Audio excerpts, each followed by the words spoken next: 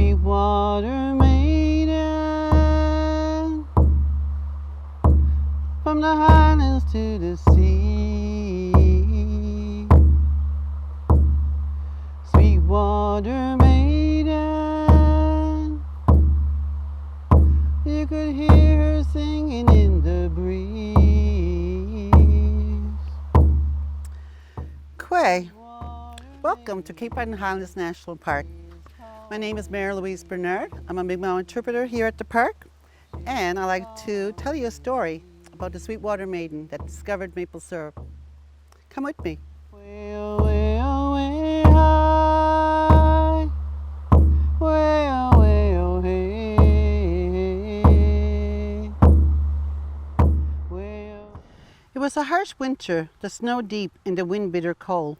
Slowly the warmth of the sun melts the frozen land. Deep in the forest stands an old Indian man with arms outstretched to the sun. For today he would go on his spiritual quest.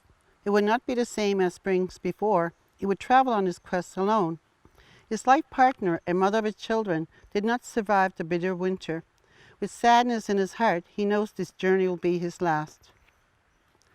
Awakening from her sleep, comfortable under a deerskin blanket, a young Indian maiden hears footsteps. She peeks through the bearskin hide, which is the doorway to her home.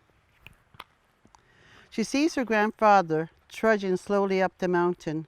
She feels his pain and knows he must travel alone to speak to his spirit. She remembered springs before when she would watch her grandparents enter the forest together. The days grow warmer, and grandfather has been gone for many days. She whispers to her mother with a concerned look on her face. Her mother reaches for her hand and places a flint in her open palm. The Indian maiden gathers her belongings and hurries into the forest. Glancing back, she waves farewell to her mother. Her mother smiles and nods her head in approval. Soon the Indian maiden disappears into the forest. All that remains are the footprints in the fresh fallen snow. Grandfather, weak from days on his quest, rests on a rock listening to the running water of a small stream. He senses someone coming at a distance. He builds his shelter and strikes a tree with his tomahawk, leaving a gap on a tree. And then he slowly retires into his shelter of branches and boughs, dreaming of a time as a young warrior, vibrant and strong. The Indian maiden sees the tomahawk from a distance. She slowly approaches it, and beneath it are her grandfather's belongings. Water from the handle of the tomahawk drips into the hollowed-out log. She quietly starts a fire and prepares her grandfather's meal. As the sweet aroma drifts into the shelter, her grandfather awakens. There by the fire sits his granddaughter. She hands him a bowl of food and gives him a questioning look, for the food she had prepared has a taste foreign to her. Grandfather finishes his meal.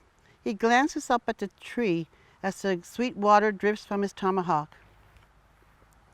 He smiles and secretly tells his granddaughter of his vision and bestows on her a sacred name. For without her, his vision would have only been a dream.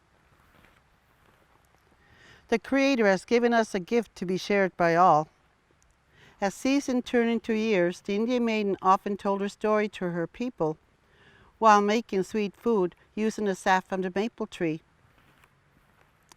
The Indian maiden became known as the Sweetwater Maiden, the name her grandfather gave her. Thank you.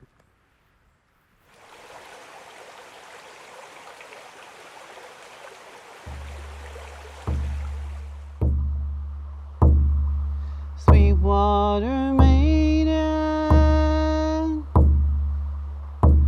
from the Highlands to the sea.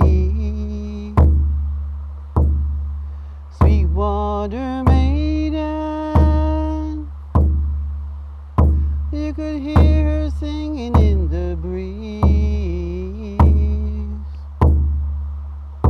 Sweetwater Maiden, she is calling me. She is calling me.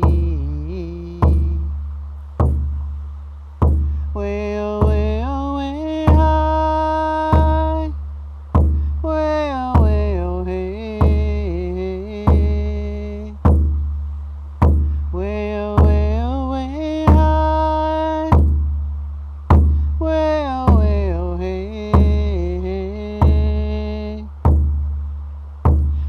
Sismoqnapui'skwe'j, Kim din ituk min so baktuk.